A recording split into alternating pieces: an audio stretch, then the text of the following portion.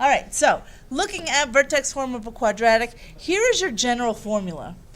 A still tells us everything that it has told us before. So it still tells us up, down, wide, narrow. Okay, so A, same as before.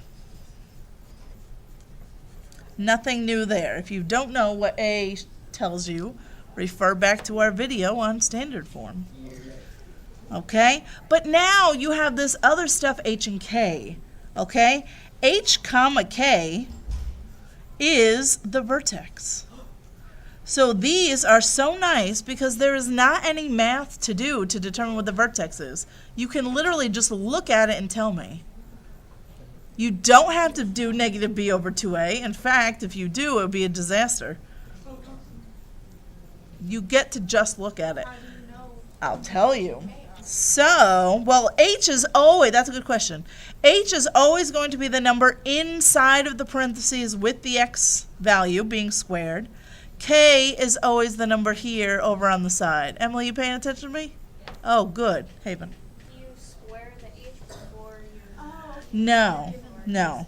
So let's do an example, okay? So if I had some equation like, well, let's look at your paper. Okay, so if you look at number 1 here, whatever is inside the parentheses is H, but I want the opposite of that number because the formula, look at your formula, right? You're subtracting H. So what H really is a positive 4 in this case. So your vertex is at positive 4, comma, whatever this number is.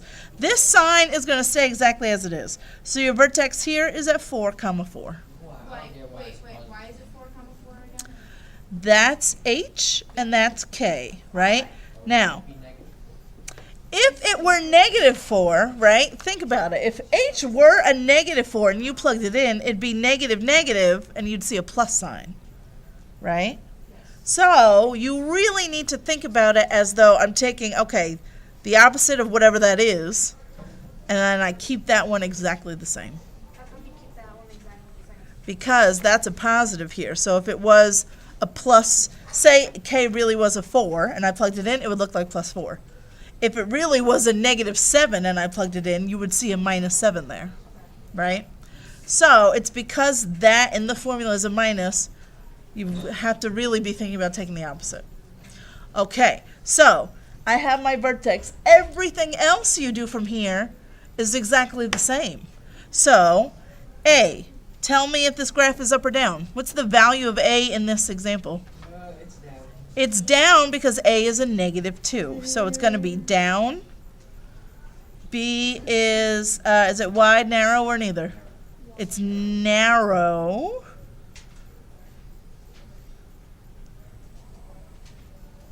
Why does they have to be fractions? C is find the vertex, you already have it. It's 4, 4. D, axis of symmetry. X equals 4. E, max or min for the vertex. In this case, it'll be a max. And F, y-intercept. Now, this is not as easy as standard form. In standard form, it was always just 0, comma, whatever the last number was. Here, you have to do it. You have to plug in 0 and see what comes out. So if I plug in 0, 0 minus 4 is negative 4. What's negative 4 squared? 16. 16 times negative 2. Negative 32 plus 4. Negative 28. So you have to actually do it. In this case, it's not going to help me on my graph. It's off the grid. But it's not, so that one's a little bit tougher because you have to do the math. It's not quite as so simple.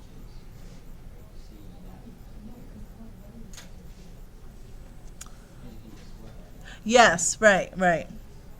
And now G, when I go to graph it, I graph it the same way. I already have my vertex at 4, 4.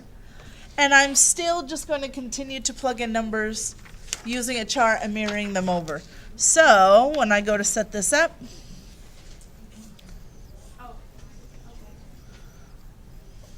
still do the same thing? yep. So I already know where my vertex is, so don't bother plugging in 4 because you already know the answer. So you're going to plug in either 3 or 5. What do you prefer? 3, sure. So you plug in a 3, and now just make sure that you are evaluating properly. So to evaluate this, you have to do what's inside the parentheses first. 3 minus 4 is, then you have to square it. -1 squared is +1.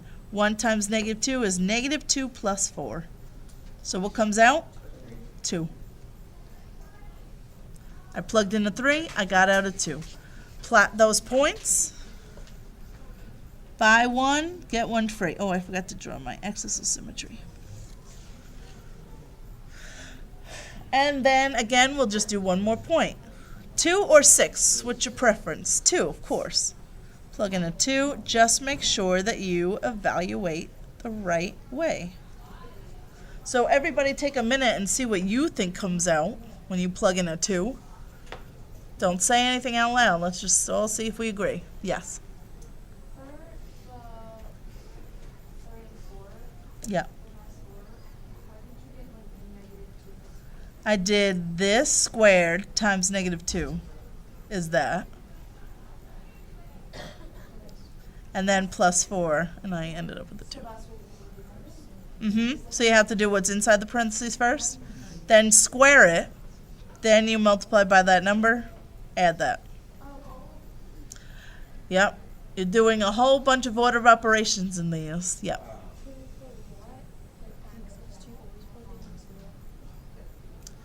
For the x-intercept? I mean, for the y-intercept, yes, you plug in 0 for x. Yes. So you can do that in the chart, too. I just did it in my head, but yeah, you can write it in the chart. Okay, so let's see. Did everybody get out? That would be -2 squared is 4, times -2 is -8 plus 4 is -4. Is that what we got out when you plugged in 2? All right. So 2 -4, buy 1, get 1 free. Before I connect the dots of my graph, I asked myself, does this look like what I thought it would? Here. Yep, it's down and it's narrow. Everything connects in a nice smooth curve. So there I have it. So everything is the same as far as plugging the numbers in, but now you don't have to do any work to find the vertex because you can just look at these. So in number 2, do not say what the vertex is out loud. Everybody write down what you think the vertex is just by looking at that equation. Don't say it out loud, just write it.